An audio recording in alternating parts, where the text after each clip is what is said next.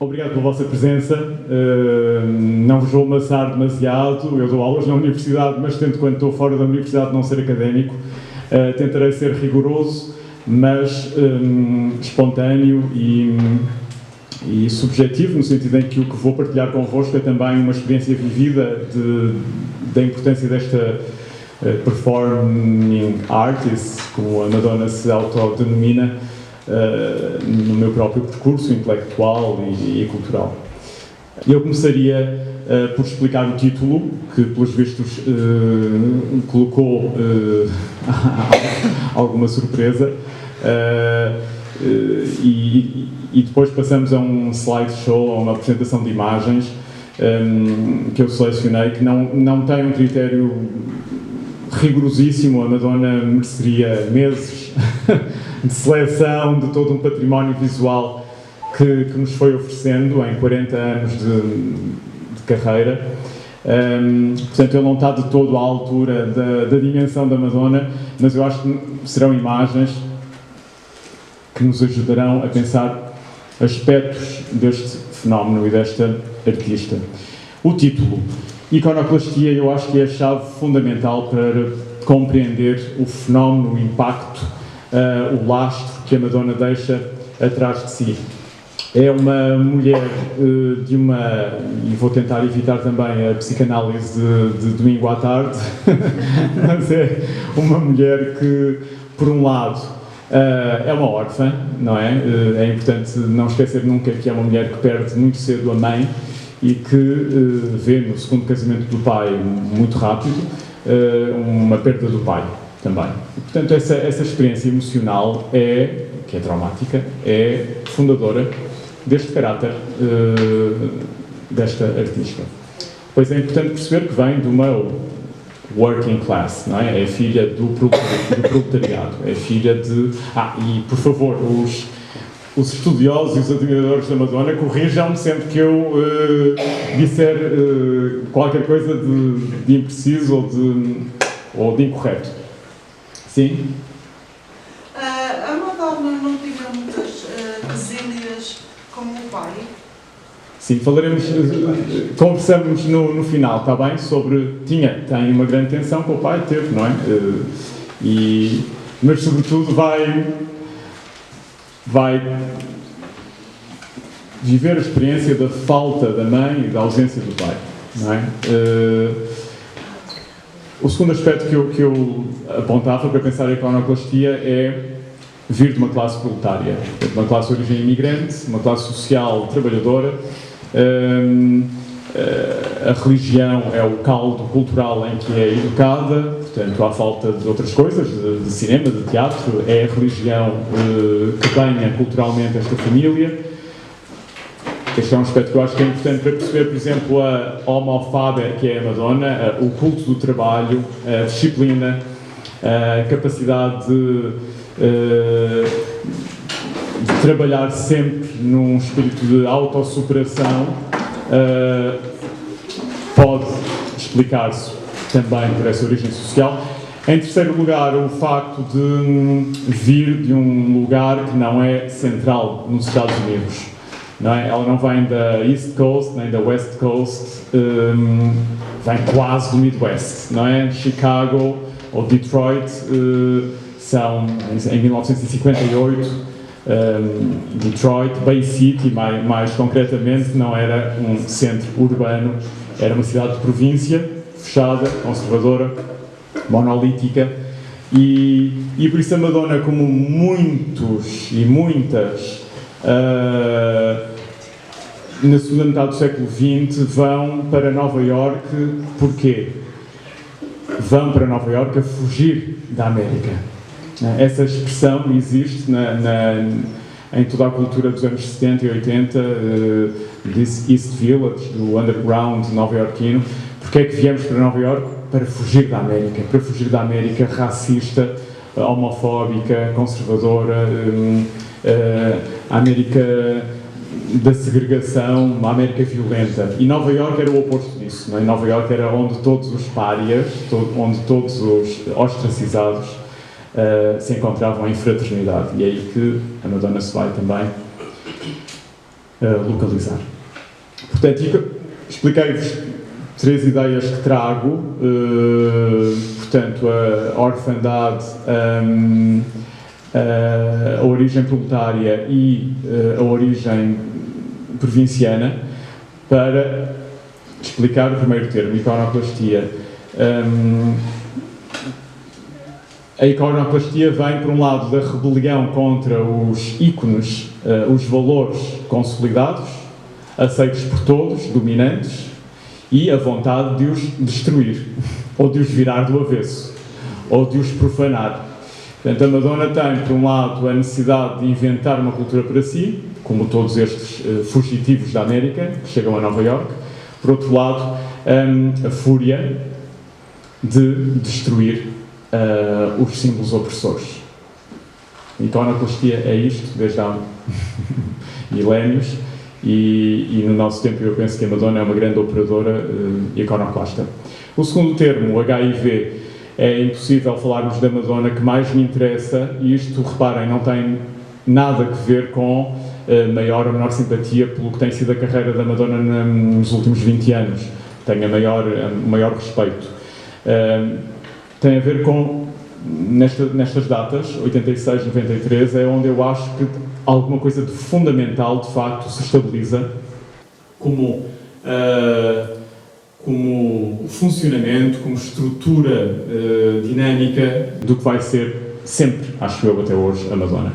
E aí é onde ela está, essa estrutura mais visível, mais vibrante, mais inventiva, num momento de uma fecundidade única.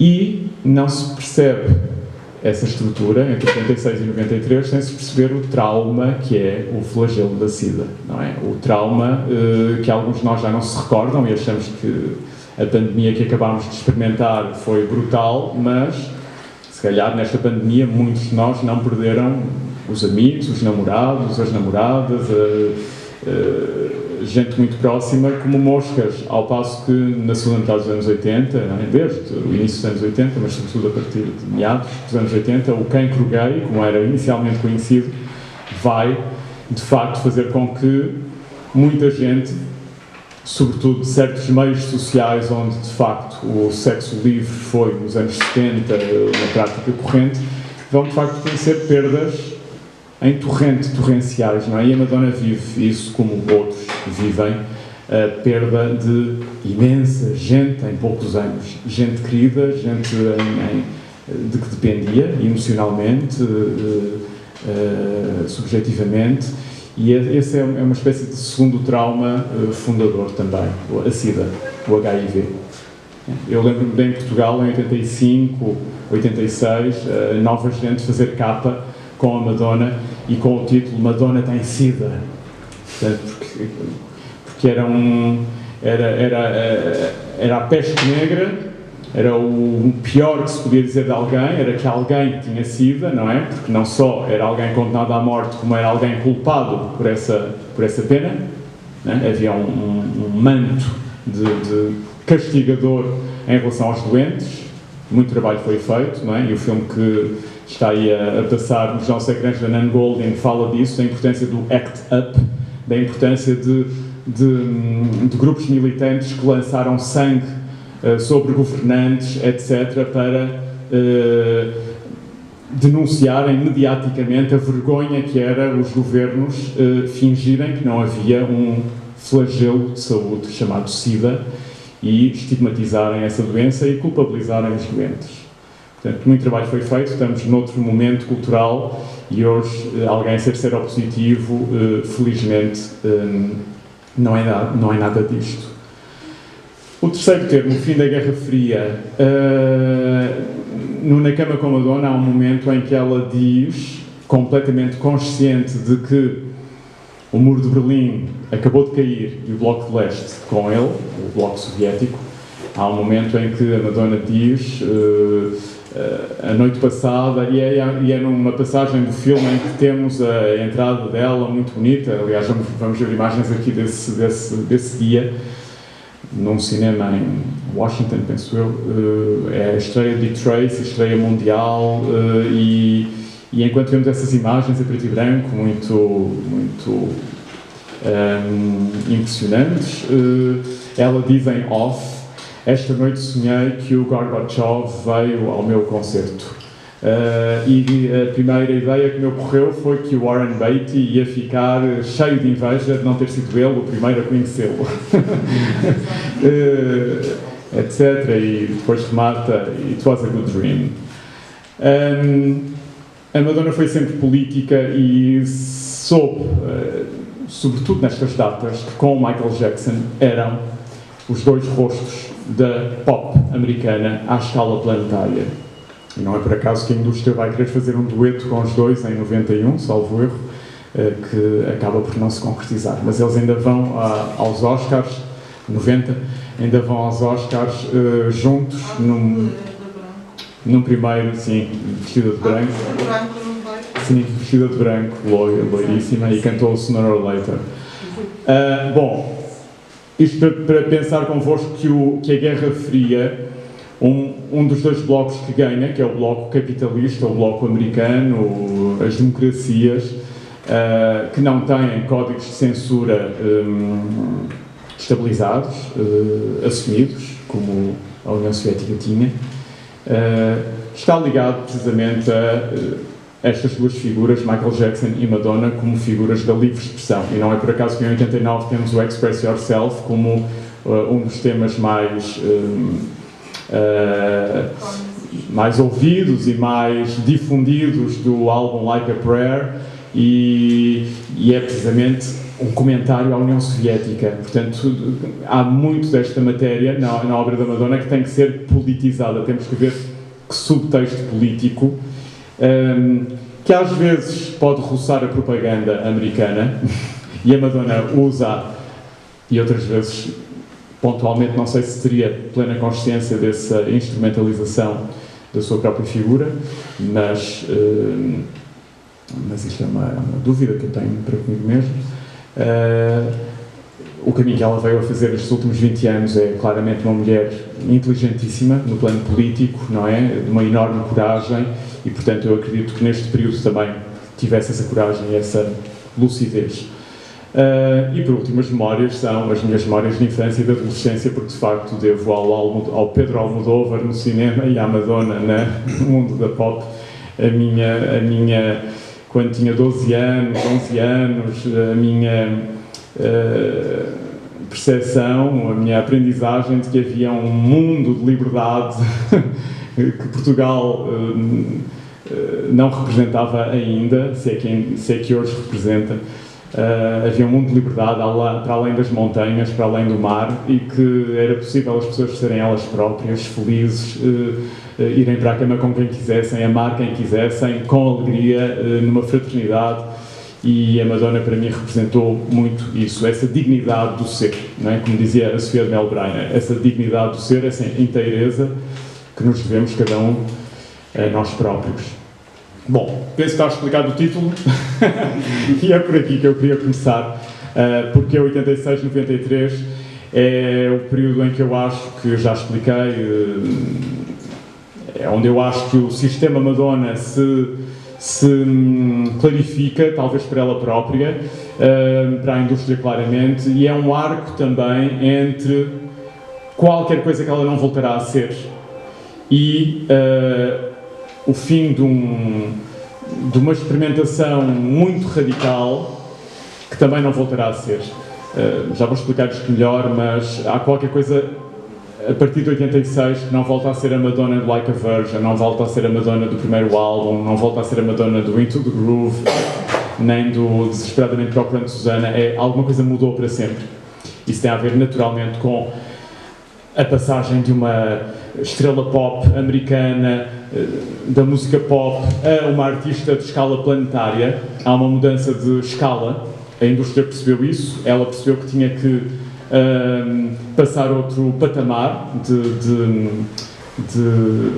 presença, de articulação de várias frentes, e isso vai se refletir em todos os planos, inclusive no estético, os fotógrafos, os cineastas, os designers com quem vai trabalhar.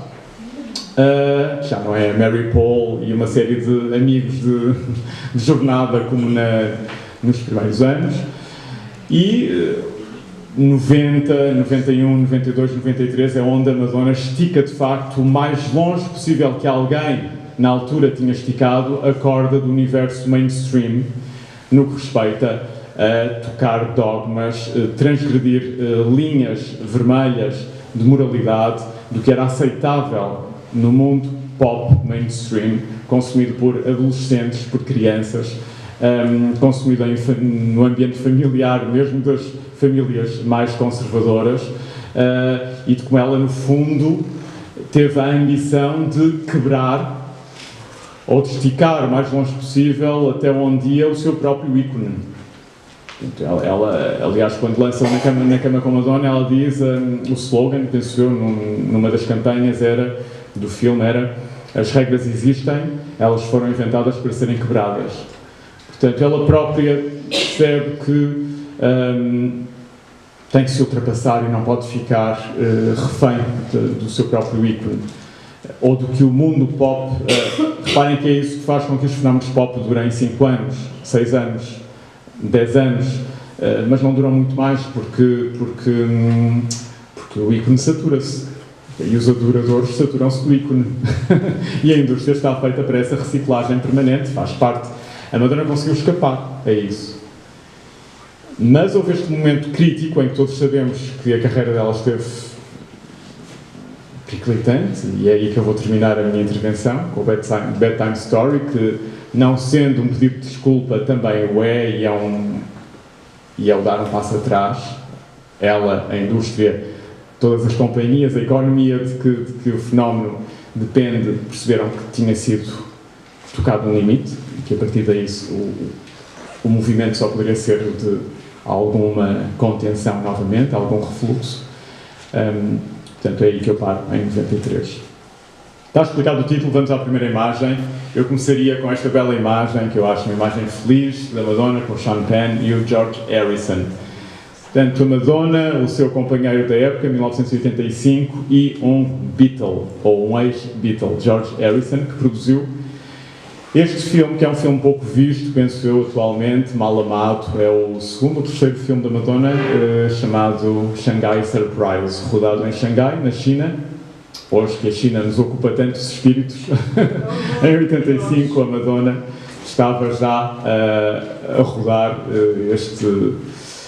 este filme na China, e começo nesta imagem como uma primeira imagem que temos ainda qualquer coisa de uma Madonna juvenil, diria eu, uma Madonna que vem dos primeiros álbuns, uma Madonna feliz por ter atingido sucesso, feliz por ser conhecida, feliz por ser amada, feliz por ser reconhecida. No fundo, eu acho que é isso que a Madonna ainda hoje continua permanentemente como boa órfã, à procura de aprovação, de carinho, E reparem, ao preparar esta conferência eu pensei muito no encontro que há, e há imagens desse encontro na televisão em 98. Na televisão francesa há um encontro muito tocante entre a Madonna e a Jeanne Moreau. A Jeanne Moreau é uma grande admiração pela Madonna, e encontram-se como animais da mesma raça. Porque de facto são mulheres que têm no trabalho e no que fazem o seu motor de felicidade.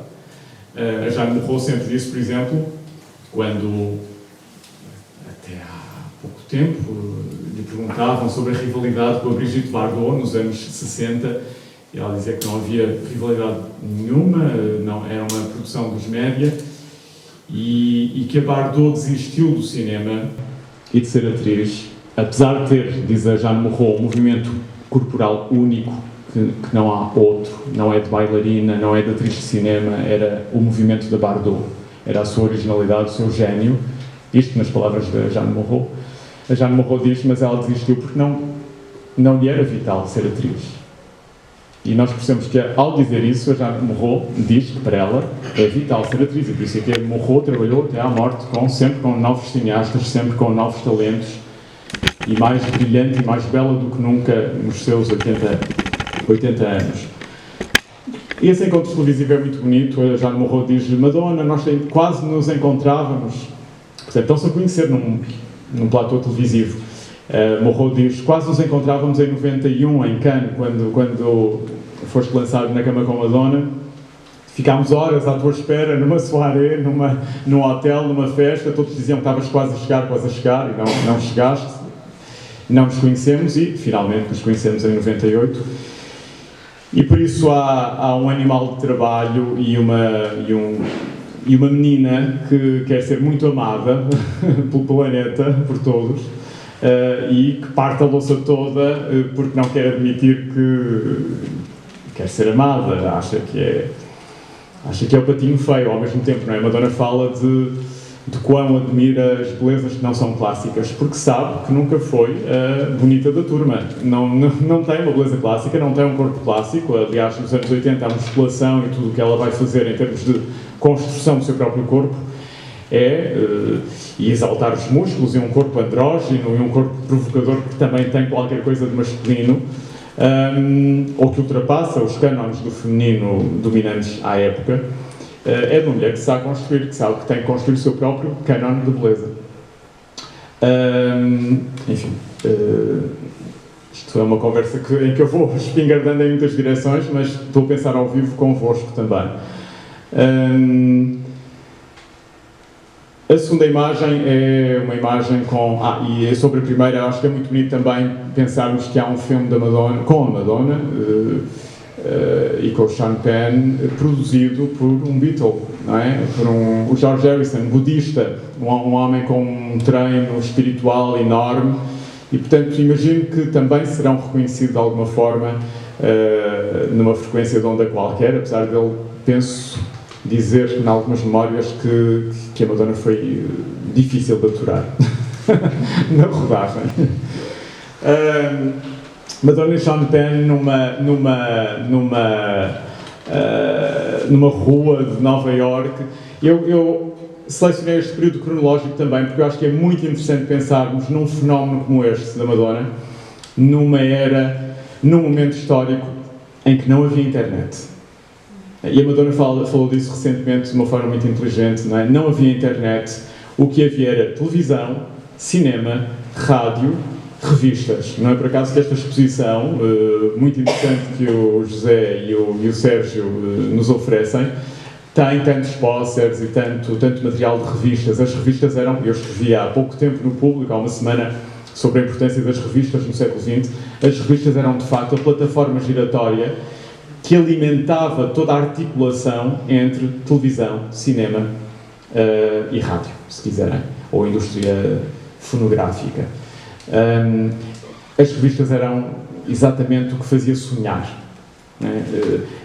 A fotografia do videoclipe fazia-me querer ver o videoclipe, a fotografia do filme fazia-me querer ir ver o filme mal estreasse, e essa potência erótica das revistas, hoje, para nós que estamos bombardeados por imagens permanentemente, até para nós que vivemos esse período, às vezes é difícil de imaginar o que foi este período em que éramos convidados sistematicamente a sonhar com o videoclipe, com a imagem em movimento que nos era dada numa fotografia. E por isso, as imagens de paparazzi eram tão importantes também, não é? Ver a Madonna a sair do hotel, ver a Madonna a sair de um restaurante, ver a Madonna numa rua prosaica, de mão dada com o marido, etc. Todos estes momentos roubados à vida íntima de uma estrela tinham um caráter precioso. Era que nos sentíssemos mais próximos destas personagens. Hoje isto parece ficção científica quando temos redes sociais em que toda a gente expõe tudo a toda a hora. Aqui era um bocado o oposto, não é? Eram profissionais que trabalhavam só na pirataria, na vandalização da privacidade das figuras públicas. Era mesmo a especialidade da fotografia. Portanto, estas imagens casuais de uma Madonna muitas vezes sem maquilhagem, com roupa casual, que não é a roupa nem dos espetáculos, nem da produção cinematográfica, nem dos videoclipes, era muito encantadora. E isto é fundamental na minha reflexão sobre Madonna. A Madonna percebeu rapidamente que esta contra-imagem era tão fundamental quanto a imagem. Que o contracampo era tão importante quanto o campo que o glamour de toda a imagem montada pelos melhores fotógrafos, pelas melhores equipas, com a roupa dos grandes designers, ela seria mais vibrante se houvesse este contraponto da Madonna de calças de ganga, rasgadas, com ar cansado mas feliz, o cansaço do bom trabalhador, e que a multidão se alimentaria deste chiaroscuro, deste contraste entre a trabalhadora e a diva. Isto eu acho que é uma das características mais inventivas do fenómeno Madonna. A tradição das estrelas, e reparem que é um termo que vem do cinema, do período dourado de Hollywood, do cinema clássico, as estrelas eram precisamente protegidas pelos estúdios para que nada da sua vida sem maquilhagem, sem purpurina e sem plumas, escapasse. Durante os anos 40 e 50 há um controlo brutal das estrelas, porque elas têm contratos de 5 anos, 10 anos com as majors, e gerir a imagem de uma estrela passa por aqui. Nada de incontrolado deve escapar. A Madonna percebeu claramente que estava na reta final do século XX e que o incontrolado escapa, quer queiramos, quer não. Ela percebeu como é uma mulher de uma inteligência pragmática admirável. Ela percebeu que se escapava e o incontrolado ia surgir pelos paparazzi, por toda a indústria de imagens que iriam produzir essas contra-imagens à imagem oficial. Ela tinha que tirar partido disso. Ela tinha que usar isso. Isso é muito interessante. É, de facto, próprio de uma performing artist. Ela diz, não é, em várias entrevistas, que é uma performing artist. E por isso é que não é uma conversa interessante querer defini-la como cantora, ou como atriz, ou como modelo, ou como outra coisa qualquer, porque isso é perder de vista o fenómeno. O fenómeno é precisamente poliédrico, multifacetado e polivalente. Portanto, esta imagem eu acho que é interessante para pensarmos este uso que a Madonna foi explorando muito conscientemente, porque lhe dá prazer também. Isso é interessante, não é? Porque é que ela o faz bem? Porque o faz com imenso prazer. e de uma forma inventiva. E as imagens da Madonna no final dos anos 80 e início de 90 de paparazzi são um património que eu acho que é muito interessante para perceber este contrapeso que ela explorou com a imagem, às vezes saturada, às vezes hiper glamourosa, hoje em dia dir-se-ia queer, não é? Em que se vai desenvolvendo como persona pública. E 1986, o álbum True Blue, não é? É o álbum em que se lava a imagem da Madonna, mais ligada à rua, mais ligada ao trash, mais ligada ao underground americano. A Madonna que ainda trazia qualquer coisa daquela Nova York rough, e que se percebe claramente que temos que produzir uma nova linguagem para catapultar o fenómeno para a escala planetária. E o True Blue tem essa função, não é por acaso que é um álbum extraordinário de grandes músicas pop, e o título que dá, a canção que dá título ao álbum é de um adocicado, não é um belo tema, mas é voluntariamente um algodão doce. É voluntariamente uma Madonna que quer cortar momentaneamente, transitoriamente, é para ser útil, quer cortar com uma Madonna mais áspera, mais agressiva, e vai jogar com esse código da mulher mais doce, mais romântica. O videoclipe do True Blue é localizado nos anos 50, não é? Revivalista, uma América conformista, vai brincar com esse ideal romântico da pin-up dos anos 50. A Madonna não é isso, mas vai jogar com isso. E esta imagem que vocês têm aqui é isso, é a Madonna pelo Herb Reed, um grande fotógrafo, grande amigo, grande inventor de imagens dos anos 80, falecido com SIDA, não é? Em 89, penso eu, ou 90, certo? Mais tarde, 93, por aí, não é? 93, mais tarde. 2000, para aí, muito bem, então grande pé na argola. Ainda tive mais 10 anos e produziu grande obra. Mas o Herb Reed é o autor de algumas das imagens mais belas da Madonna, não é? Em que nos dá uma verdadeira star, não é? Uma figura radiante, radiosa, que reflete a luz, que nos encanta e ao mesmo tempo tem uma vulnerabilidade que é um segundo, para um parênteses para pensar só a questão da estrela. A estrela não tem só esta qualidade de refletir a luz, ter traços fisionómicos, qualidades de intensidade do olhar, que fazem com que este rosto tenha um poder magnético sobre os espectadores. A Madonna não tem um olhar da Dietrich, não tem um olhar da Marilyn Monroe. Eu não diria que é pelo olhar que a Madonna consegue construir a sua star quality, é por um conjunto de qualidades, não é tanto o olhar, mas, e vou concluir, a star tem outra coisa que é muito fascinante, que é sempre andrógina. É isso que é tão encantador. Há exceções a esta regra que eu acabei de lançar para cima da mesa. A Marilyn Monroe tem um pouco de masculino, mas a Marilyn Monroe é um caso único na história das imagens. É uma grande artista, é um caso único. Mas o James Dean tem tanto de rapaz, adolescente, viril, quanto de menino e de menina. O Marlon Brando, se não tivesse aquela voz feminina, não teria o encanto que tem, etc, etc.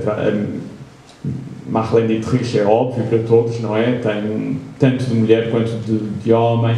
E essa tensão entre os géneros, que hoje em dia está em grande expansão, como campo de reflexão e de vida, felizmente, sempre foi um aspecto poderoso do ser-se star.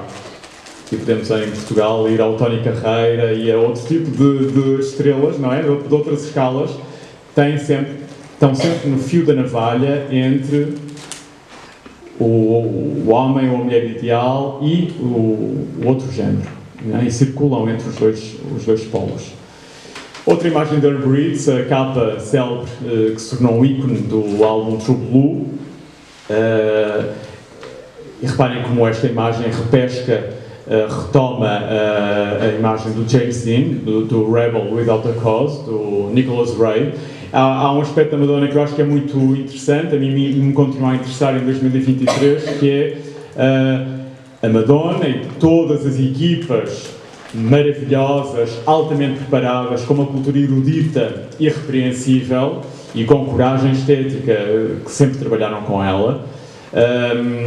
A Madonna é uma canibal, é uma canibalista, não é? Ela vai estar permanentemente a apropriar-se, recuperar imagens do imaginário coletivo, popular e erudito, permanentemente. Isso é de uma ginástica e de um trabalho sobre a estética, isto é, sobre o que é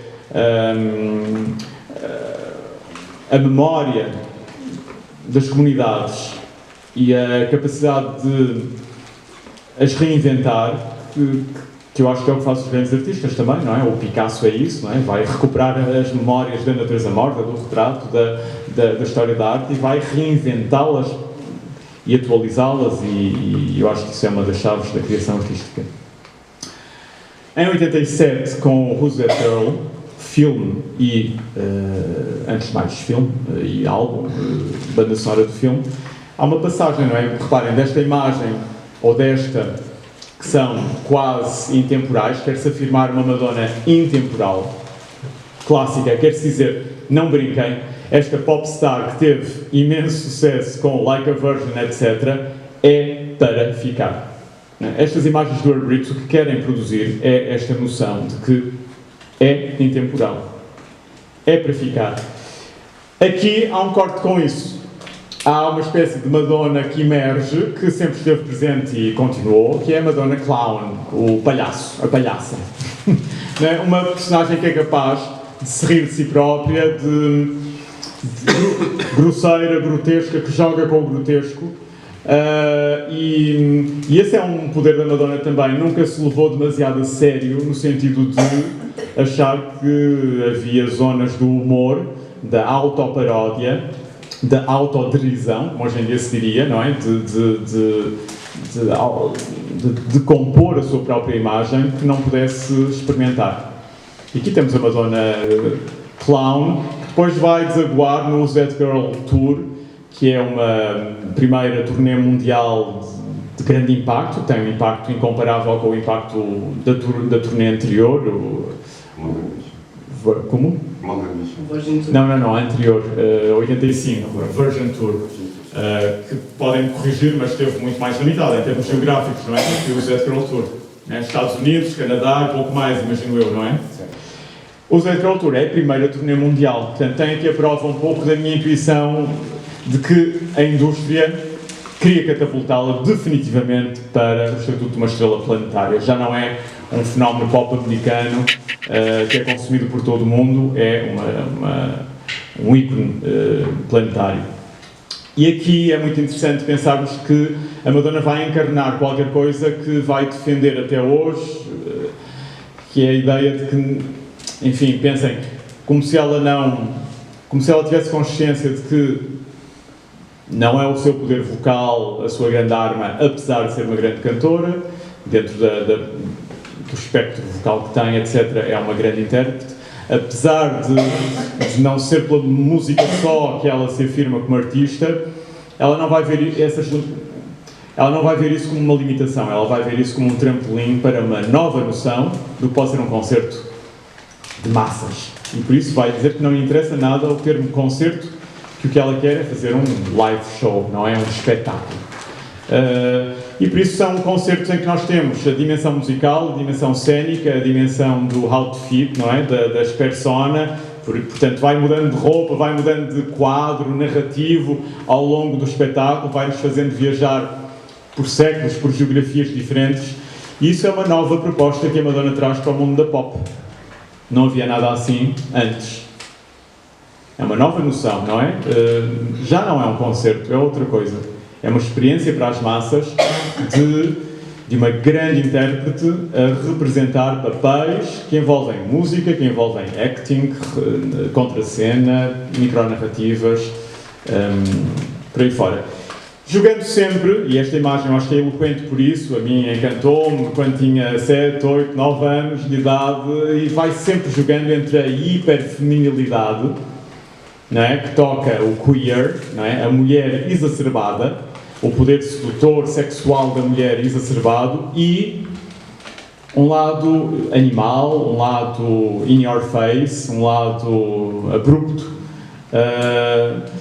que nós culturalmente associamos mais ao mundo masculino, que ela explora muito bem, vai estar permanentemente a jogar entre os dois polos. É curioso, quando este espetáculo passou por Paris, eu acho que é uma história curiosa, claro, não sei se foi em Paris, não sei se foi em Bercy, se já existia Bercy, mas foi alguns em Paris, num grande estádio, com certeza. Não, foi no Parc des Princes, foi num estádio de futebol. Na estreia, como acontece sempre, enfim, havia o grupo dos convidados, não é? VIP, dir-se-ia hoje.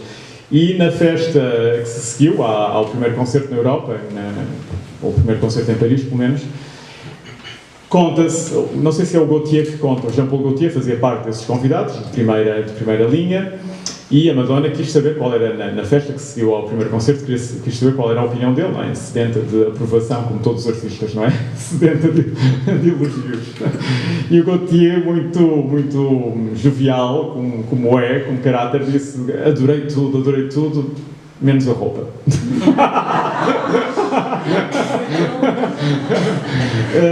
E é verdade que há qualquer coisa nos figurinos da Z Girl que é ainda demasiado americana. É verdade que há as citações do James Lee Byers, que aqui o meu amigo José Maia me esclareceu há uns tempos. Há citações de arte contemporânea, da história das imagens, James Cagney, uma série de relações com Hollywood. Tamara de Lempicka, uma grande pintora de Art Deco, que é com a projeção de pintura modernista que começa o concerto.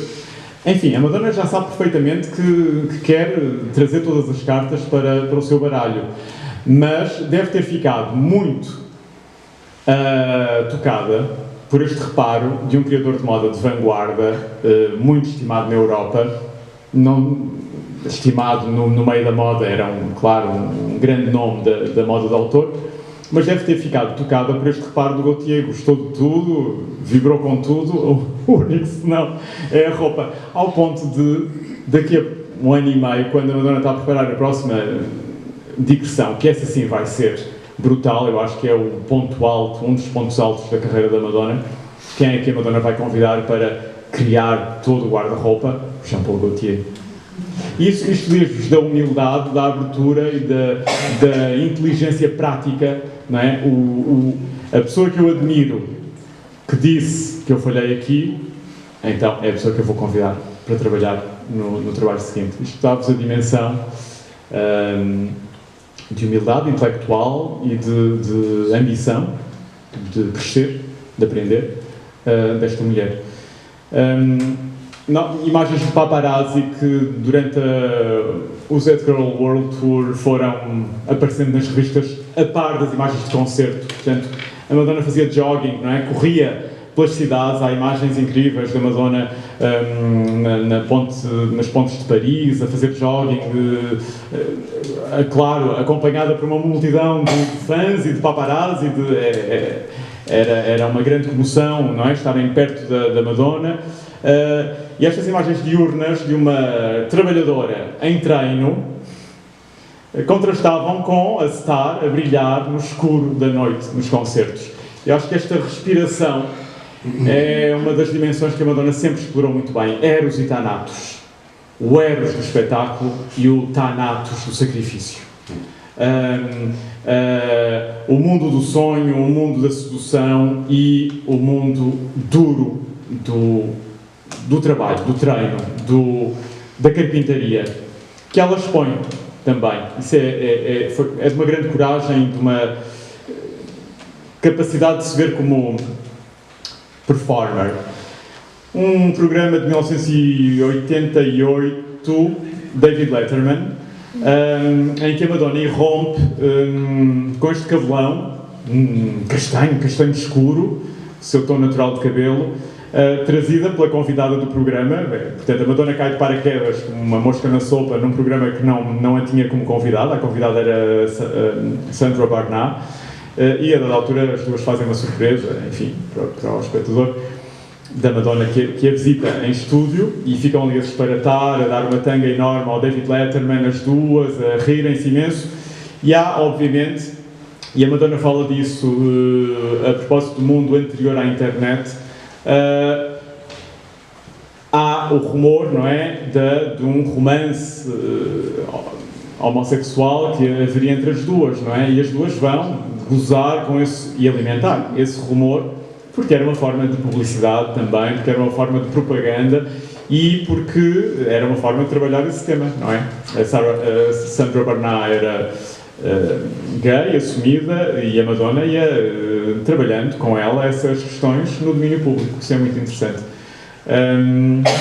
Bom, reparem como aqui, por exemplo, é a Madonna sem glamour que surge propositadamente, não é? Não se preparou para o programinha, combinaram ir vestidas desta forma deceptiva, casual, não é? T-shirt branca, uns calções de ganga de farrapeiro, e é precisamente esse lado lá de casa que a Madonna muitas vezes explora para contrastar com o glamour, e é isso que a faz nunca entrar em ponto de saturação.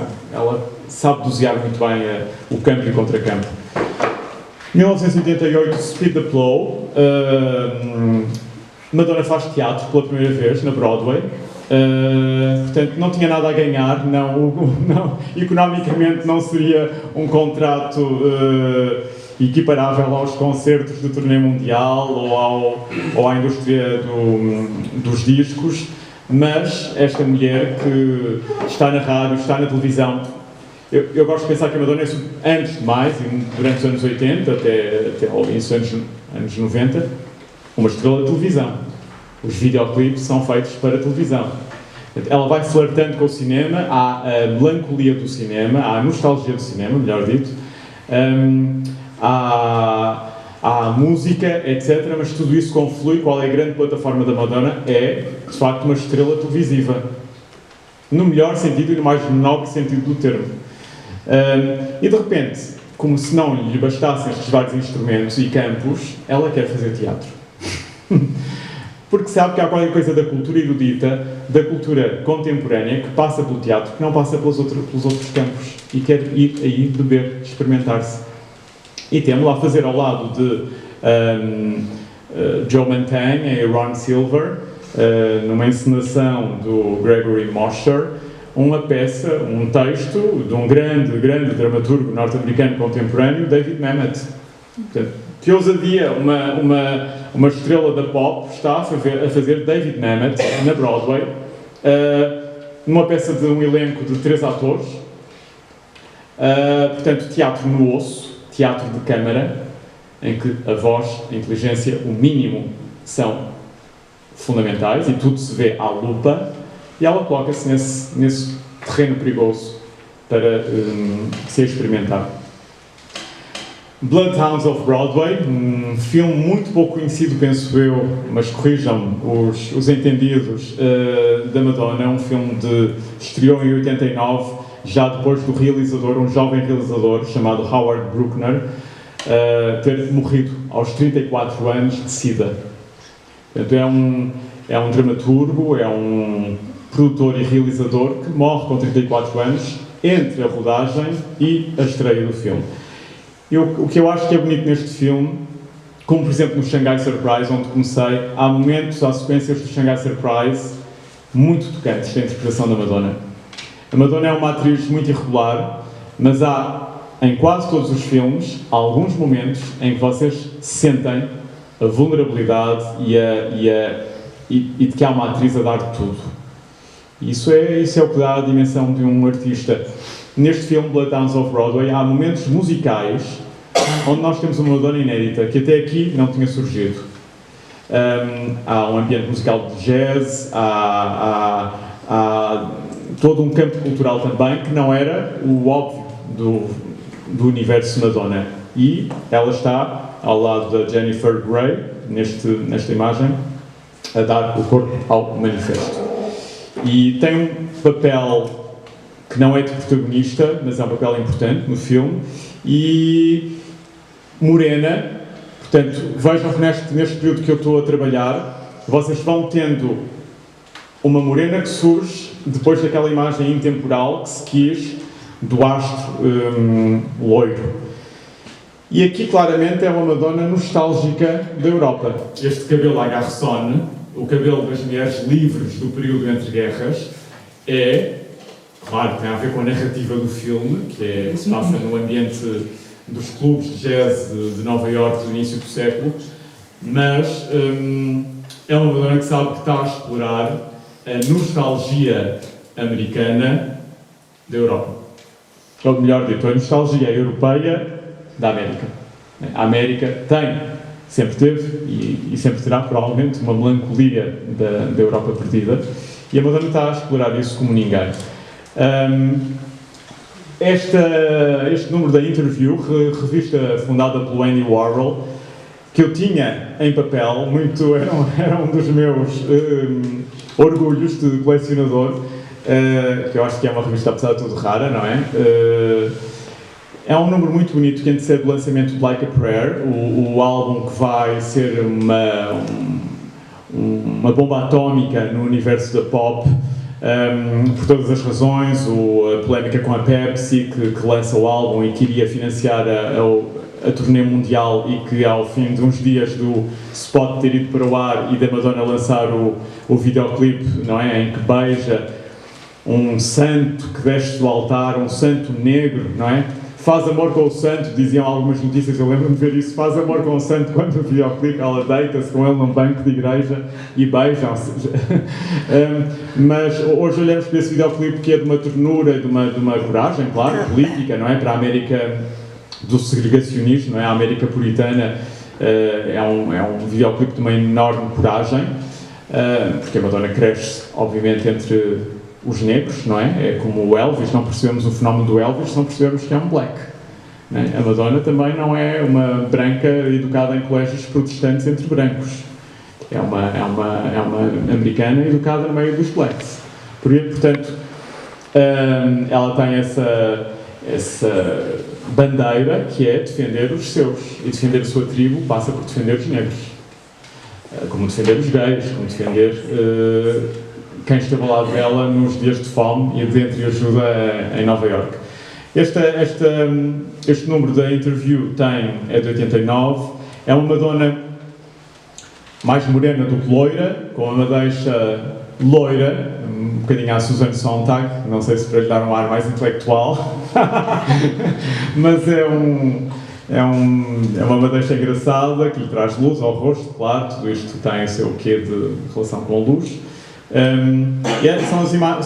São imagens muito bonitas, eu acho, de um autor pouco conhecido hoje, apesar de ele continuar aí, ativo, chamado Koto Bolofo, um autor afrodescendente, nascido na África do Sul, e temos esta Madonna despojada. Tudo isto vem a seguir ao divórcio com o Sean Penn, que foi um casamento violento e um divórcio duro, não é?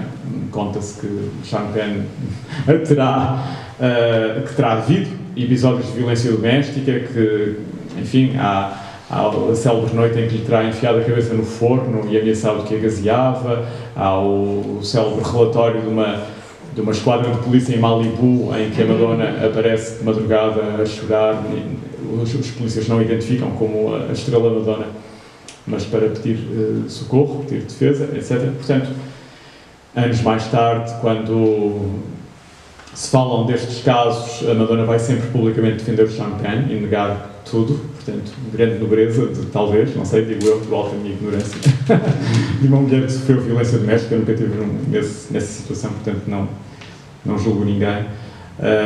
Mas o Like a Prayer tem uma densidade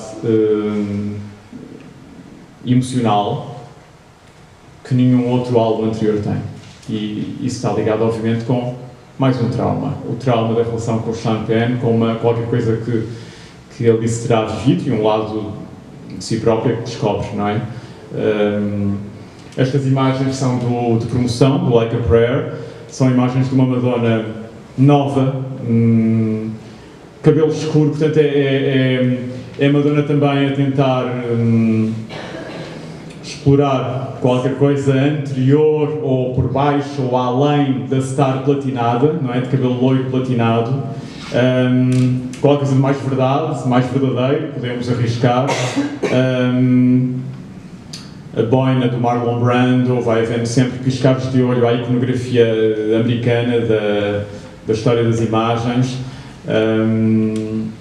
E eu lembro-me de, também muito orgulhosamente, ter a revista do Expresso, em que vinha a entrevista inédita da Madonna, não sei se na América feita pela New Yorker ou qualquer coisa assim, ou de Vanity Fair. Em Portugal foi traduzida e publicada em exclusivo pelo Expresso. E eu lembro-me, fascinava-me, com 12 anos, fascinava-me ler agora que o Like a Prayer foi lançado à escala planetária, etc. A Madonna morena, uma nova Madonna que nunca tínhamos visto, mais verdadeira do que nunca, uma densidade psicológica, uma maturidade, né? Quem nos abre a porta, quando batemos à porta da sua casa em Los Angeles, quem nos abre a porta é a velha Madonna. Quem nos abre a porta é esta Madonna, platinada. Reparem que é um tempo anterior ao tempo real, não é? Como hoje em dia estamos a seguir as estrelas em streaming, quase, não é? Em tempo direto, não é? Haviam havia desfazamentos entre o que era a imagem oficial de campanha, o que era a imagem numa entrevista televisiva e o que era a realidade. Porquê? Porque é que surge a Madonna platinada à porta do jornalista da Vanity Fair? Porque ela já está a rodar o Dick Tracy. Enquanto o álbum está em promoção com todas as imagens da Madonna morena, ela já está no próximo campeonato, como sempre foi a Madonna, não é? Enquanto as massas estão a acolher a novidade, ela já está no campeonato seguinte. E o segundo videoclipe do álbum Like a Prayer é o Express Yourself, com este cabelo platinado, que é a personagem, enfim, é a figura da Breathless Mahoney, a personagem do Dick Tracy. Reparem, o Dick Tracy é um filme que é muito singular na transição dos anos 80 para 90, porque há dois blockbusters que são marcantes nessa viragem de década, que é o Batman, em 88, 89, penso eu, e o blockbuster a seguir, do ano seguinte, é o Dick Tracy. São filmes que reinventam a estética de Hollywood, que os ligam ao cartoon, etc. E há qualquer coisa de novo que se passa aí. E durante esses 2 anos, 89 para o Batman e 90 para o Dick Tracy, não se falou de outra coisa nos média, senão destes filmes. Foram filmes muito marcantes. Bom, temos aqui o flirt com o Blue Angel, não é? Da Marlene Dietrich, a estrela que é prostituta, que é trabalhadora do sexo, não é? Que assume completamente essa dimensão libertina e ao mesmo tempo a chefe da empresa, a patroa da fábrica. Portanto, mais uma vez estão a ver aqui que no Express Yourself, nestes segundos LEDs, que nós temos a Madonna hiper feminina e a Madonna masculina, não é? O Express Yourself é um videoclipe realizado por um grande artista, David Fincher, cineasta, que vai recuperar a memória do Metropolis, do Fritz Lang.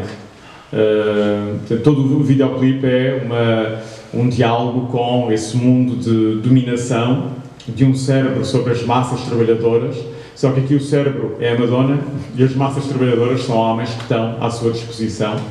Há uma inversão total do que é a dominação e o lado de denúncia do sistema social no Fritz Lang, pelo David Fincher. Uma Madonna que joga com a memória da Marlene Dietrich, claro, uma Madonna de vestido de fato masculino e ao mesmo tempo feminina e ao mesmo tempo erotizada.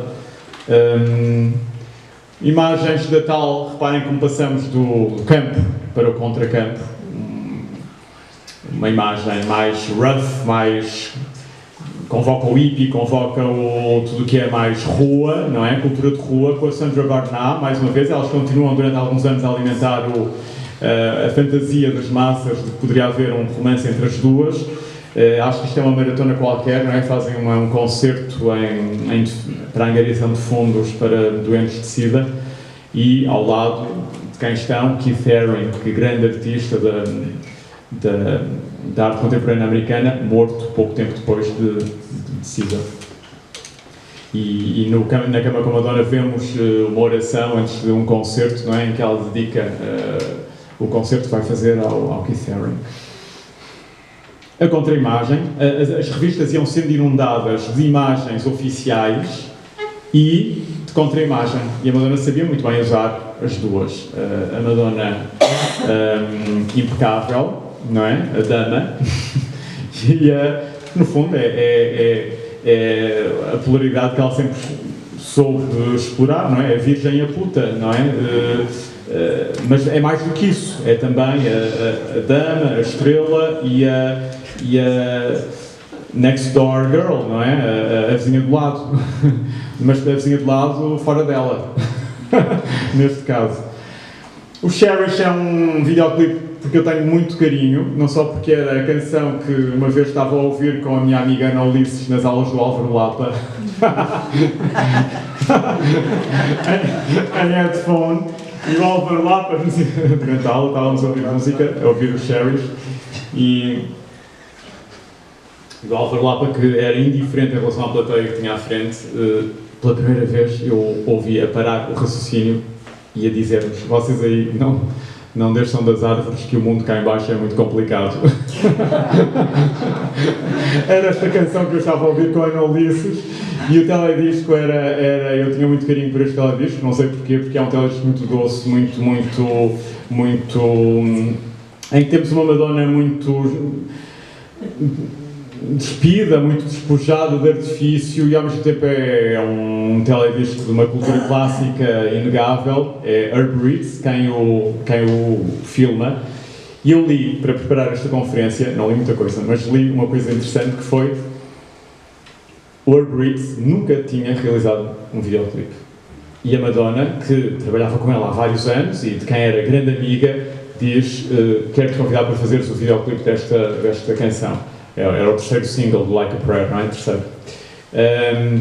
E o Herb Ritts diz: mas eu não sei filmar, eu sou um fotógrafo, nunca filmei na vida, não consigo. A Madonna diz: tens 3 semanas, não sabes, vais estudar. Tens 3 semanas para te preparar. E assim foi, ele estudou, preparou-se e dali a 3 semanas estavam a rodar. Conta-se que no mar gelado da costa oeste, um mar frio, não era verão, o teledisco dos Cherries, que tem este preto e branco, é também um turning point na história dos videoclipes, penso eu, porque é quando há o regresso em força ao preto e branco. A MTV está saturada de cor, a MTV está saturada do que foram os anos 80 e o Cherries é um dos primeiros videoclipes, na Madonna é o primeiro, em que há a exploração do preto e branco, o que é uma grande abanadela ao espectador, e temos esta recuperação de uma espécie de memória do cinema clássico. Há uma casta criança linda no videoclipe com uma cauda de sereia e a Madonna está rodeada de sereios. Portanto, vejam o videoclipe no YouTube, quem não conhece, é um videoclipe belíssimo, em que há homens esculturais maravilhosos, com caudas de sereia, que vão, enfim, entoando os seus cantos, e há uma Madonna que é chamada por eles, que estão no mar, e ela está na praia. Portanto, é a inversão completa, e querem mais iconoclastia que isto, é a inversão completa do que é a lenda dos marinheiros encantados, não é? Obrigado, Carla. Encantados pelas sereias. Há planos muito bonitos, de grandes planos da Madonna. Aqui vocês veem que estão dentro de uma grande atriz, de uma grande intérprete. Esta é uma imagem que eu achei bonita. Com o Herb Ritts. Depois aproveitaram para fazer uma série de imagens, no momento da rodagem, imagens do Herb Ritts. E vejam como é diferente saltarmos daqui. Vocês percebem uma empatia entre fotógrafo e intérprete.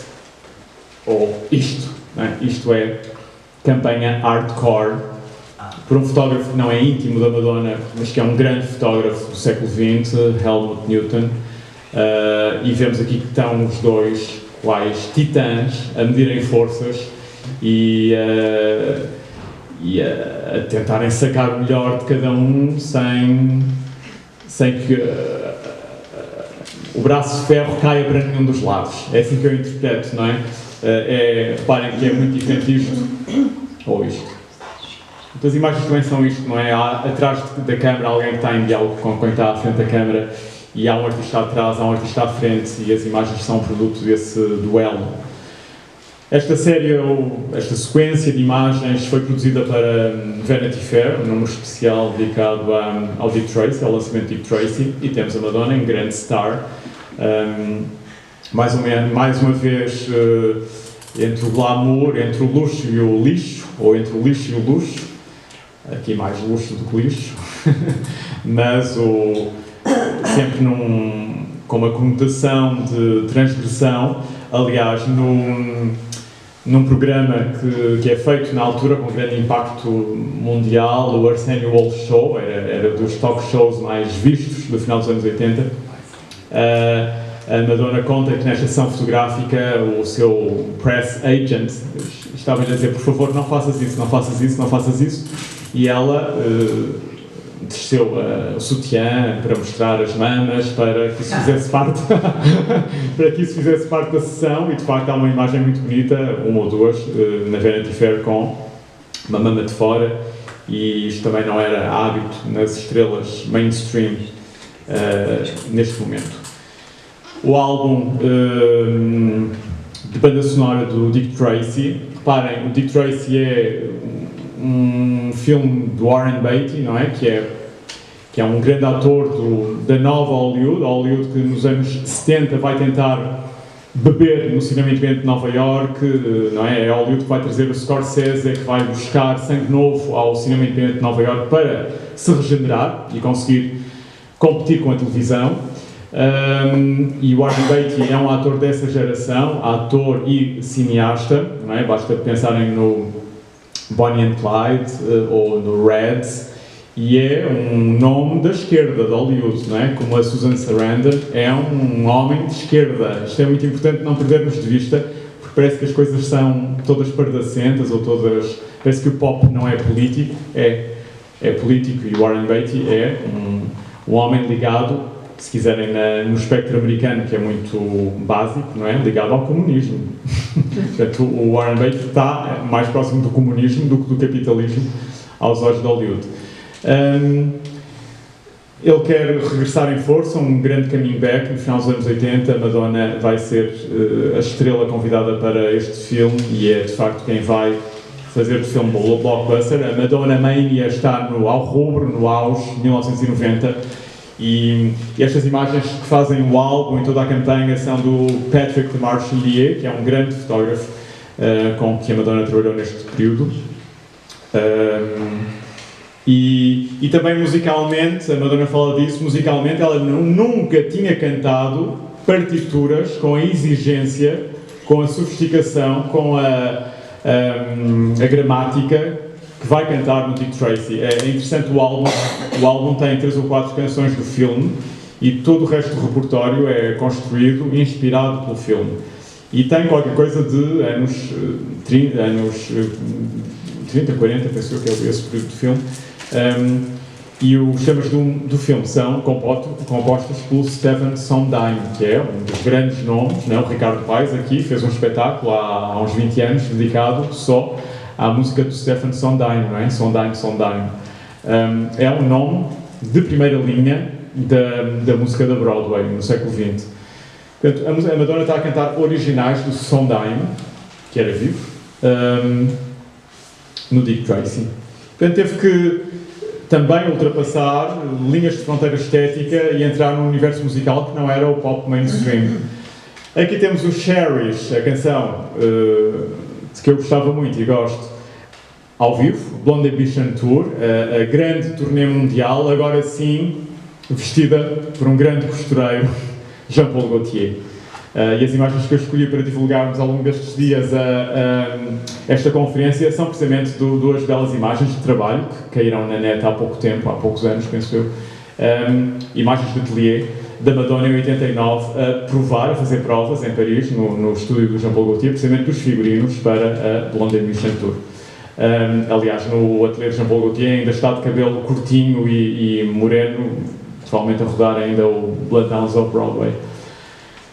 Aqui reparem que os sereios voltam, ela toca a harpa, instrumento aquático, e está rodeada de sereios enquanto canta o Cherish, e num belíssimo... Aliás, a Blonde Ambition é um momento inspirado da Madonna, eu acho. Não é por acaso que na cama com a Madonna tem aquelas belas sequências dos números da Blonde Ambition Tour, é um momento inspiradíssimo. Ela recupera toda a cultura homossexual, do couro, do fetiche, da cultura sadomaso, não é? Que é uma cultura completamente de nicho, não é? As massas não conhecem o que é isto, não é? O que são os fatos sadomaso, em que os homens têm tudo tapado, menos os órgãos genitais e os mamilos. E o rabo. Portanto, a Madonna traz essa sujidade, que é uma cultura, sujidade no sentido de rough, não é? De áspero, essa aspereza da cultura dos clubes sadomaso, não é? De fetiche, para a primeira linha da cultura mainstream. É de uma ousadia, é de uma... E ao mesmo tempo, ela não é um homem, ela é uma mulher, permite-se trazer a cultura gay masculina para o feminino.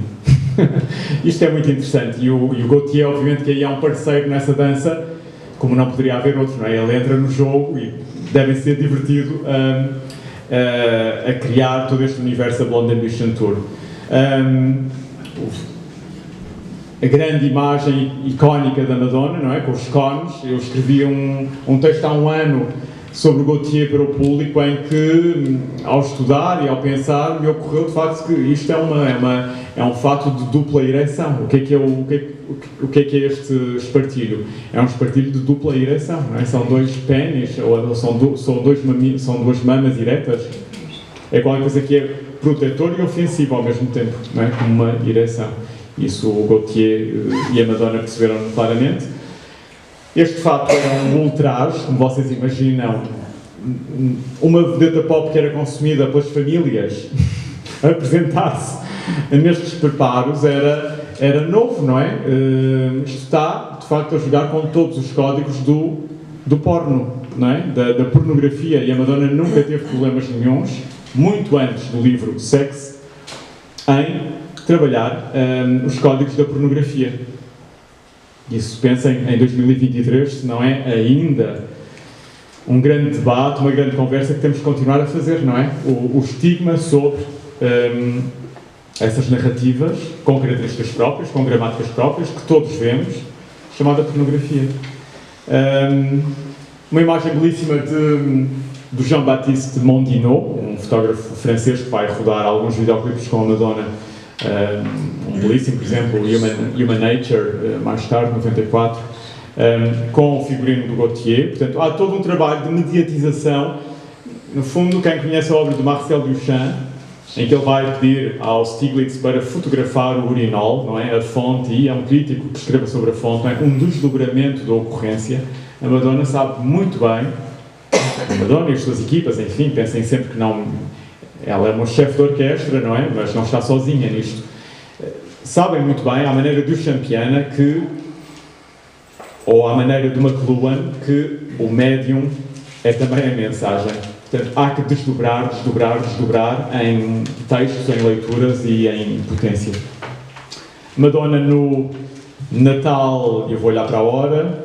São quase 7 horas, meu Deus, vocês estão aqui há quase 1h30. Vou abreviar. Madonna na tarde de lançamento mundial do Dick Tracy,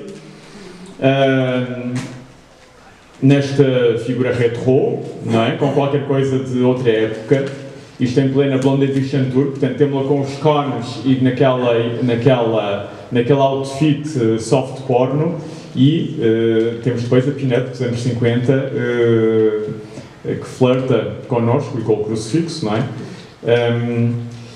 A Blonde Ambition terminava com um número que eu acho que é muito bonito, ela estava cheia de referências à cultura do espetáculo, mas termina com uma homenagem ao cabaré do Bob Fosse e à Liza Minnelli. Todo o número é uma homenagem ao cabaré. E por isso é que a Madonna foi sempre sendo uma canibal, não é? Até hoje continua a alimentar-se de imagens de outras épocas para as desviar. É uma iconoclasta porque vai sempre quebrar os ídolos, mas canibaliza-os ao mesmo tempo. A nostalgia pela Europa, a Madonna morena, a brunette, francesa. Portanto, quando eu chamo uma americana em Paris, não é só no sentido literal de que, de facto, a colaboração com o Gaultier é fundamental para acordar para uma série de novas gramáticas estéticas que a vão fazer crescer como artista. Mas... enfim, há também a mãe, que era uma French Canadian, não é? Uma canadiana francófona, que tinha Lourdes como grande figura de devoção. Mas há sempre este flerte cada vez mais com a cultura europeia. Aqui a Madonna com a mão no meio das pernas, não é? O gesto masculino, não é? Com os homens que põem a mão nos tomates. E a Madonna, no videoclipe do Express Yourself, fala pela primeira vez. Eu lembro-me de estar a ver esse videoclipe com amigos, amigas, e quando há um momento em que ela mete a mão no meio das pernas, a reação foi, não, agora exagerou, não, não, agora foi onde não podia nunca ter ido. Não é? Uma vedeta pop feminina em 89, meter a mão no meio das pernas, nunca se tinha visto. Eu acho que esta experiência aqui é muito bonita, não é? Termos a consciência de que assistimos a qualquer coisa que nunca se tinha visto. Depois ela vai desdobrar isso nestas imagens. 1991, rescaldo da Blonde Ambition Tour, o lançamento da coletânea Immaculate Collection. É a primeira coletânea de hits, não é? De sucessos da Madonna, e ela escreve uma nova canção, Justify My Love, com o Lenny Kravitz, ou é o Lenny Kravitz que escreve com ela, que é uma canção estranhíssima, não é? Áspera, com uma batida grave, soturna, e o videoclipe, que é do Jean-Baptiste Mondino, filmado em Paris, num hotel, recupera, claro, o imaginário da Marilyn Monroe, mas uma Marilyn Monroe em versão softcore. Então é um casamento também improvável, e a capa do Justify My Love jogava com o ícone Marlon Brando. Vocês têm esta imagem, esta pose com a boina numa imagem célebre do Marlon Brando. Só que Marlon Brando está a dar de mamar às mãos num peito masculino, e a Madonna está nas suas mamas, orgulhosamente mulher. Truth or Dare, não é? Que na Europa foi lançado como Na Cama com Madonna, o filme que vai recuperar a Blonde Ambition Tour, o documentário Backstage, e reparem como aí vocês têm campo e contracampo. Tudo o que é backstage, tudo o que é bastidores a preto e branco, tudo o que é espetáculo a cores. Filme do Alek Kishishian, um cineasta de origem com origens familiares no Médio Oriente, e há quem diga hoje que foi o primeiro reality show.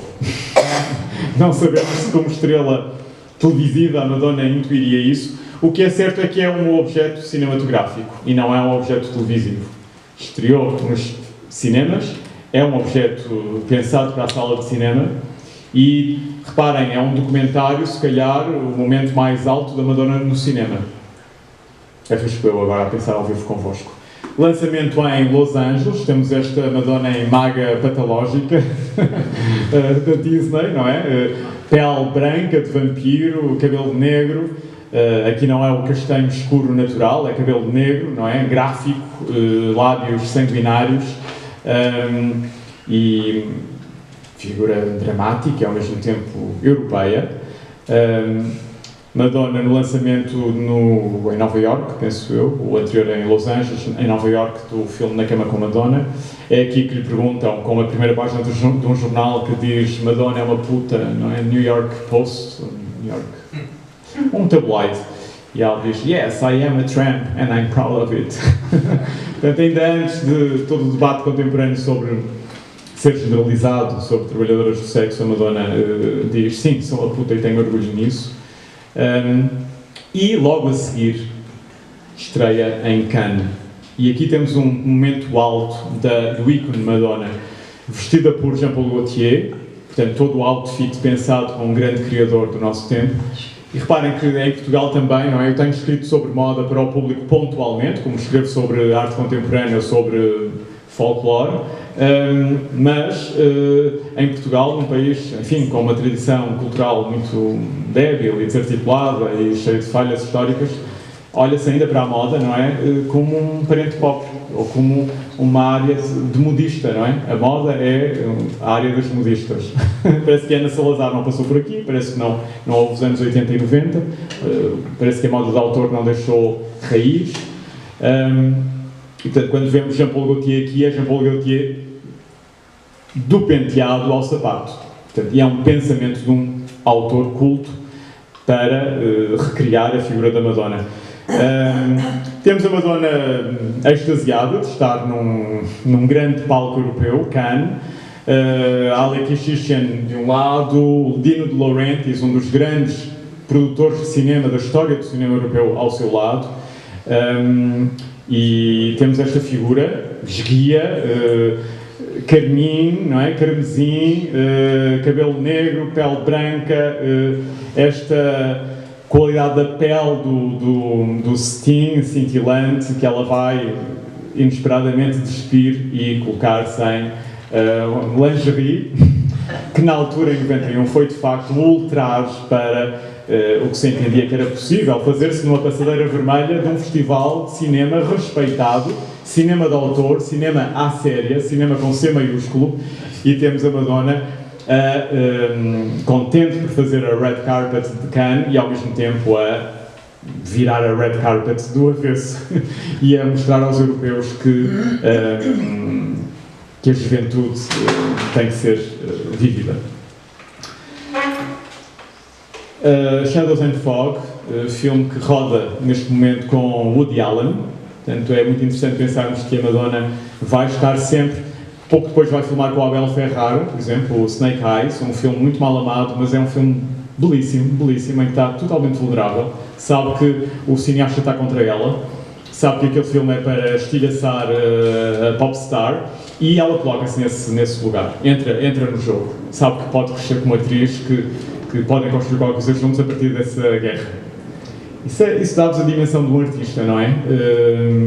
Aqui com o Woody Allen, ela lamenta que muito do material que filmaram acabou por ser sacrificado na montagem final, mas diz que foi trabalhar com um gênio e que tem consciência do privilégio que teve em trabalhar com o Woody Allen. Aqui temos os dois em campo. Avanço, A League of Their Own, um filme de 92, Madonna brunette, cabelo castanho, natural, novamente, jogadora de beisebol, a Madonna física, a Madonna atlética, a Madonna que... E ao mesmo tempo a loira no videoclipe do This Used to Be My Playground, a banda sonora do filme. Portanto, vejam como ela joga com os tempos também, estamos sempre a circular entre o contemporâneo e outras épocas. E entre o esforço e o descanso, e entre o corpo agressivo e o corpo em repouso, o corpo romântico. Eu acho que é muito interessante ver também a Madonna nessa dupla pulsação permanente, o corpo agressivo sobre o espectador, o corpo másculo, o corpo animal, o corpo provocador, no sentido pleno do termo, e ao mesmo tempo o corpo, como aqui, romântico. Ela vai trabalhar permanentemente essa pulsação. E agora andei para trás porque não sei. E logo a seguir ao This Used to Be My Playground é esta contenção. Há aqui uma imagem que está fora do sítio, desculpem. Logo a seguir esta contenção, esta introspecção deste tema, que é um tema melancólico, nostálgico, uma balada, vocês têm o sexo. Ninguém estava à espera que depois daquele filme inocente de jogadoras de beisebol, feminista à sua maneira, realizado por uma mulher, Penny Marshall, a Madonna voltasse. Então a ver mais uma vez as pulsações, há sempre uma contração e uma expansão e ela vai gerindo isso como ninguém, um ponto e contraponto. Ela sabe isso desde os gregos, não é? Que é preciso ponto e contraponto. Lançamento do Sex. Estamos em plena campanha eleitoral, eu lembro-me de ver as imagens do lançamento em que ela, a cada pergunta que lhe fazem, está com este ar cheio de lata, não é? Está com ar debochado, a gozar com tudo e com todos e com ela própria, provavelmente. E a cada pergunta que lhe fazem, ela começa ou termina a pergunta sempre por dizer vote for Clinton, porque eram as eleições e ela estava a fazer campanha pelo Clinton. Desviava permanentemente a conversa do livro Sex para a campanha eleitoral e fazia campanha pelo Clinton. Temos-la nesta figura estranha, decadente. A Madonna nunca teve problemas em trabalhar a sugestão da decadência. Sugerir a decadência não significa ser decadente. É como sugerir o trabalhador do sexo ou sugerir a morte, não é? Um ator tem que sugerir tudo, toda a paleta da existência humana. Sugerir a decadência é qualquer coisa que a Madonna foi sempre explorando. Vocês têm aqui com sobrancelhas rapadas, hoje em dia volta a estar em voga, não é? Em 92 era mais estranho do que hoje. As pestanas postiças exacerbadas, não é? Em cima e em baixo dos olhos, um excesso de pestanas mesmo há qualquer coisa de verdadeiramente queer, não é? uma cara empoada, não é? É para se sentir o pó de arroz, é para se sentir a maquilhagem, é para ser máscara. E ao mesmo tempo uma fatiota de Heidi, não é? Como se tivesse acabado de chegar dos Alpes. Só lhe falta o cesto com leitinho. E levava inclusive a um cordeirinho de plush, que claro era um piscar de olho à Cicciolina e ao imaginário pueril de uma atriz porno como a Cicciolina. Álbum erótica que acompanha o lançamento do Sex. Eu não trouxe o livro de imagens do Sex, são mais que conhecidas, estão aqui na exposição. O videoclipe do Erótica é belíssimo, é dos objetos mais belos que a Madonna nos deixa. Temos-la a encarnar um alter ego, Dita Parlo, uma atriz que realmente existiu no cinema europeu. É a atriz do Atalante, o filme do Jean Vigo, uma atriz que vem do cinema mudo. E a Madonna vai jogar com essa memória do cinema, uma atriz de cinema mudo, de cinema de autor, Jean Vigo, e o álbum Erótica tem esse alter ego.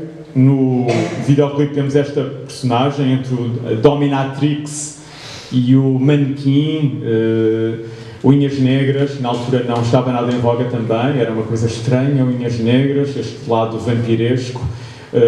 Os olhos muito subcarregados, há cinema mudo, não é? Temos qualquer coisa de Chaplin aqui, temos qualquer coisa de facto do cinema primitivo. Todo o videoclipe circula entre a cor, o grão do Super 8, mas também a imagem riscada das cópias degradadas do cinema primitivo. E é novamente uma Madonna rough, não é? Qualquer coisa de áspero, de agreste. Não é para agradar imediatamente, é para ser estranho. Hoje vemos este videoclipe e é um clássico. Quando saiu era estranhíssimo. Que Madonna é esta? Figurino de uma dupla italiana, portanto, mais uma vez o interesse da Madonna pela Europa. Vão ser os autores dos figurinos da próxima turnê, Dolce & Gabbana, não é? A dupla de criadores italiana que vão desenhar todos os figurinos da Girly Show. Aqui hoje é que era interessante recordar o Ryuichi Sakamoto, que nos deixou há muito pouco tempo, no videoclipe do Rain, que é um tema do álbum Erótica, é o último videoclipe criado no universo deste álbum. É um videoclipe muito particular e muito belo também, porque foi rodado todo a preto e branco. Estamos em 93, foi rodado integralmente a preto e branco e foi colorido em edição.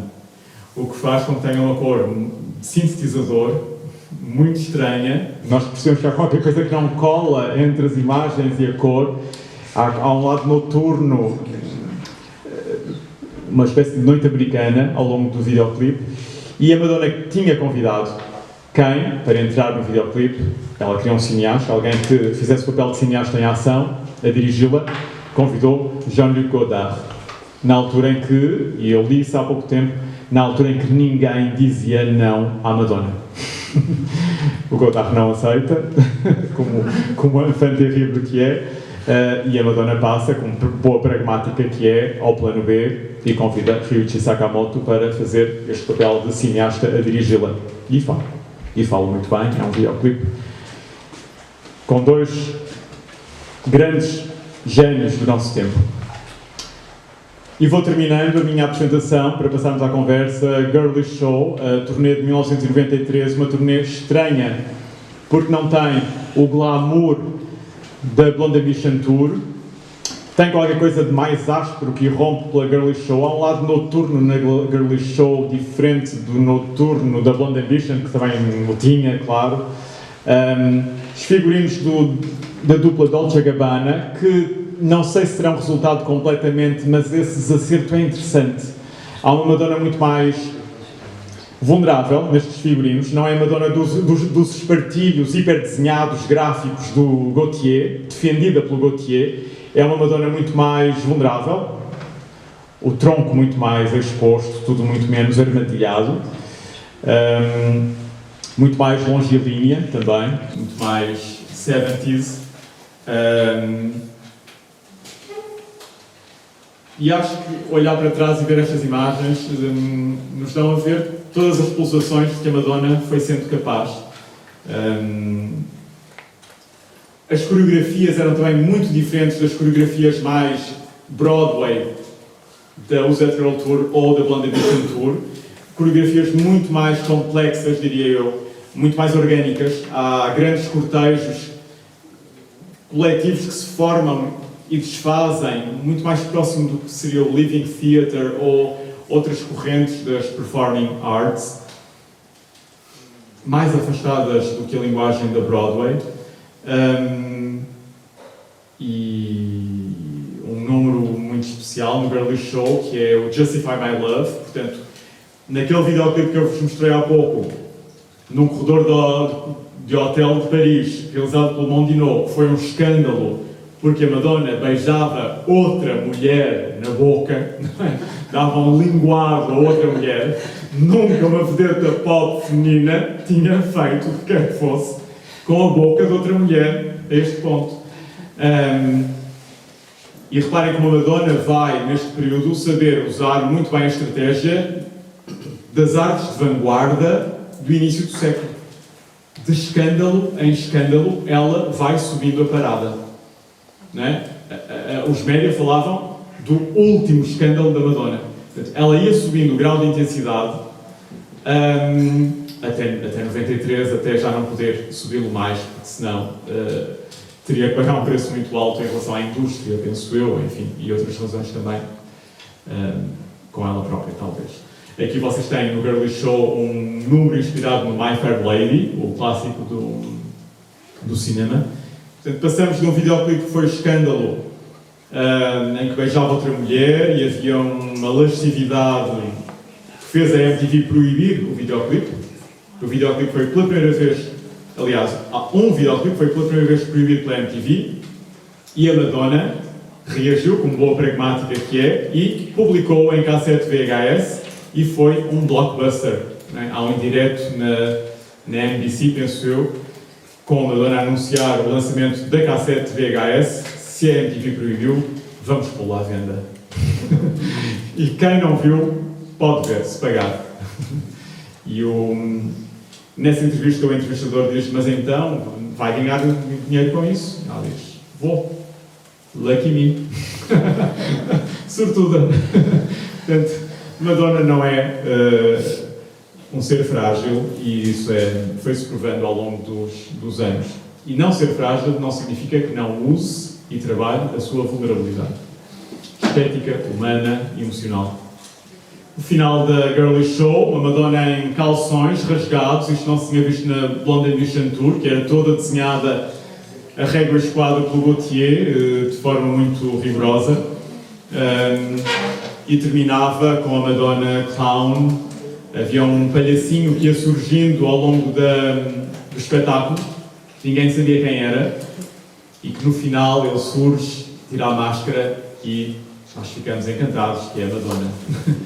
E é uma Madonna cândida, como vocês veem, não é? Uma menina que sorriu ao público depois de ter cantado Everybody's a Star, etc. Uma música de encorajamento de cada um para consigo. E no ano seguinte, então aqui nós temos uma Madonna que está em turnê mundial a lutar contra um flop comercial que foi o álbum Erótica. Pela primeira vez um álbum da Madonna não teve o sucesso comercial que todos até aí tinham tido. Um flop de um filme, Body of Evidence, um filme maior de 18 anos que ela quis lançar com Erótica e com o livro Sex, e a lidar com o teto em que tinha batido ao de facto trazer a alta carga erótica, o soft porno, para o mainstream. E está em turnê mundial, a turnê é um sucesso, mas está a lidar com um peso que é novo. E avisos que tocou qualquer coisa que não pode voltar a tocar.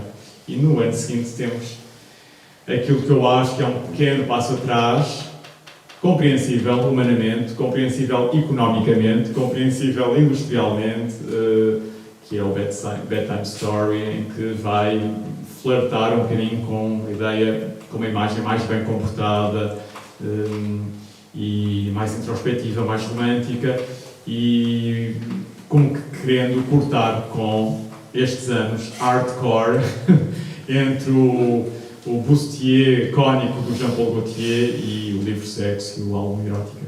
Termino aqui. Obrigado pela vossa atenção e paciência.